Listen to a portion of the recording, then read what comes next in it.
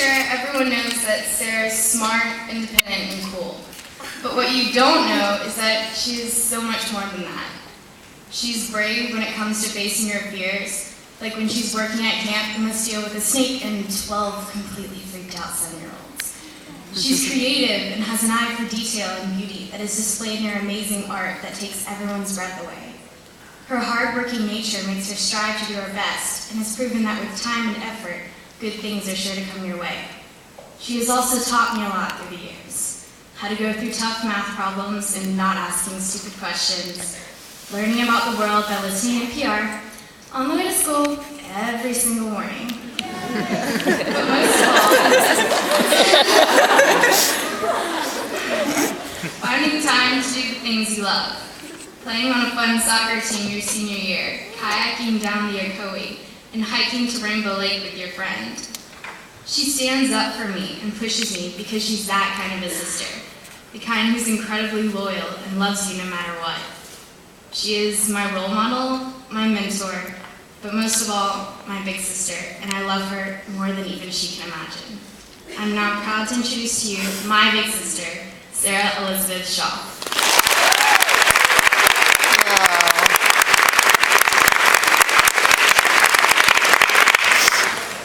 Thank you, Anna, and thank you to all my guests for taking time out of your lives to be here today. Now I'm going to tell you a story, because as Virginia Woolf said, to give you my life, I must tell you a story. And this story begins, as many stories do, with once upon a time. Once upon a time, there lived a little girl. This little girl wanted to do such great things in her life. But because her life had regulations and procedures, in order to do these great things, she had to fill out application after application. But no worries, this little girl was a whiz at filling out forms and answering questions. She had done it all her life. She was always the first to raise her hand with the correct answer, and the one with the gold stars gracing the tops of her papers. But on these particular applications, there was a question that gave her pause. So, as a veteran test taker, she decided she'd skip it and come back to it. But this same question kept reappearing in many different forms. Paint a picture of who you are for us. Tell us about yourself and who you are. Tell us your story. Who are you? Who are you? 3 little words, harmless and separate, but together, they are terrifying. And the little girl was terrified. She didn't know how to paint a picture of who she was or how to tell her story. She didn't know who she was exactly, but she wanted to do such great things. No application could stand in the way of that. Well, she thought, as her mind began swarming and her stomach churning, I've always had such wonderful mentors. Perhaps they can tell me who I am. First, she visited the science teachers, and when she asked them who she was, the biologist readily replied, oh, that's easy. You are a Homo sapien, a biped who stands at 5 feet 2 inches. You have brown hair and brown eyes. Then the physicist cut in, and you typically walk with a velocity magnitude equal to 1.3 meters per second. And the chemist added, but when it comes down to the basics, you are just a combination of atoms. Is that all that I am? A combination of atoms? That's not who I am. There's more to me than just that, the little girl thought. She left her scientific mentors feeling even more confused. But since she'd always taken comfort in numbers, she journeyed to the math department. Well, if you look at the statistics, you have this GPA, this SAT score, and you have been alive 6,545 days. That's what the numbers say.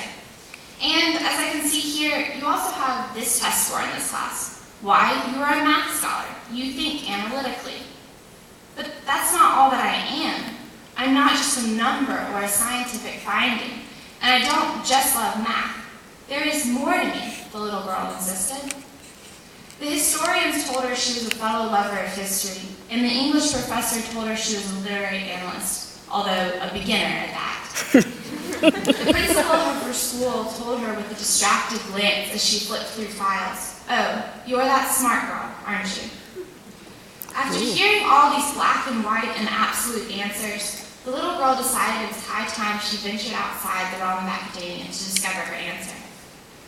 I've been going to camp nearly all my life. Perhaps my camp counselors can tell me. Why, little girl, you are an adventurer. You are outgoing and daring and full of life. You are also patient and kind, especially with your fellow campers. You are a quintessential camp kid. That's who you are.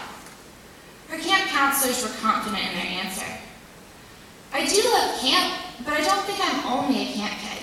There is more to me. The little girl was determined to figure this out and to find her answer. As she crossed the playground, a few girls stopped her. We heard that you were asking people to tell you who you are. Well, we can tell you that. Easy. You were a teacher's pet. You brag a lot.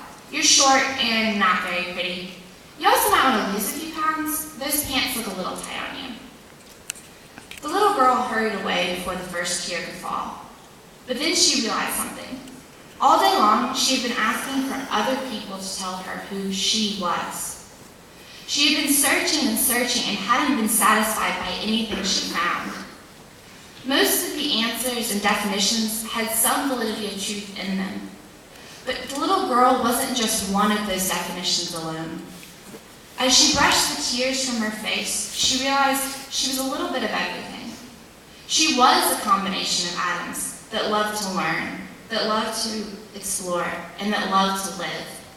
Every mentor, every person she asked had influenced her and molded her into what she was. She was everything they said and then some. But that didn't mean they could define her. After listening all day long, she finally figured it out. Only she could answer the question, who are you? Because only she knew the correct answer. Only she could turn the you are's into the I am's. She could choose to say anything on those applications. And whatever she chose wouldn't confine or restrict who she was or who she would become. Who she was, her life, her story, were hers alone to create and to tell. Because in the spirit of Virginia Woolf, only she could give her life by telling her story. Once she realized that, that little girl went on to do such great things in her life. And she lived. Yes, she lived happily ever after. Thank you.